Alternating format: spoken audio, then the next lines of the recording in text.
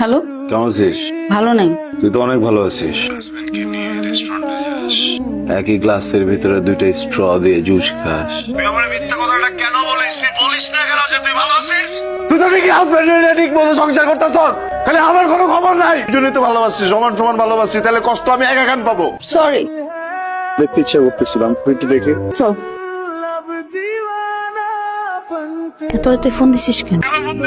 জামাই এনে শুয়ে আসছিস না? তুই জানাস কর তুই আমি ঘুমাই না। আমি ফোনটা রাখছি।